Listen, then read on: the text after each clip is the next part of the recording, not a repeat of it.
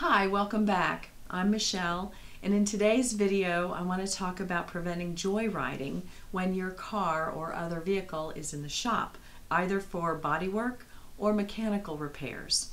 If your car was involved in an accident or you're having some type of custom work performed on it, or there's a mechanical problem and it needs to be in the shop for more than one day, it is subject to being taken out of the shop without your permission. I have helped several people in these types of situations, some for mechanical issues and some for body shop issues.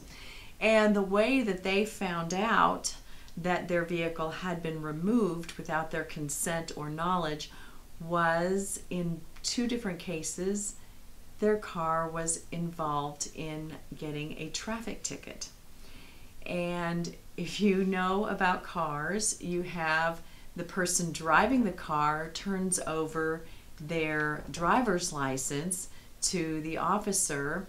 However, what people may not realize is that the license plate is checked, and if you have produced the insurance card, which you're required to do, then they're also recording the vehicle identification number for the vehicle.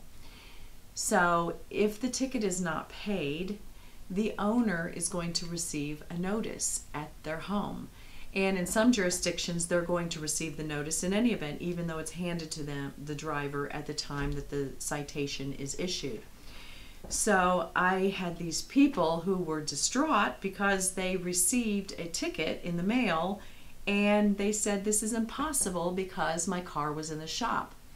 So then you have to go to the body shop or the mechanic and try to get them to pay it, and they assert it was a mistake and you're crazy because the car was not removed. Well, we want to help you avoid all of that.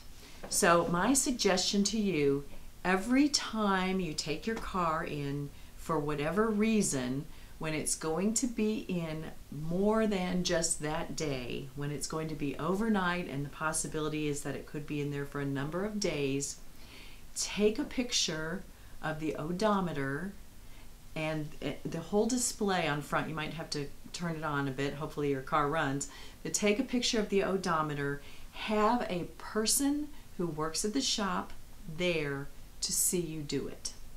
Say, "Just a minute, before I leave and before I give you the keys, I just want to keep track of my mileage and everything else for warranty purposes or just for my own record.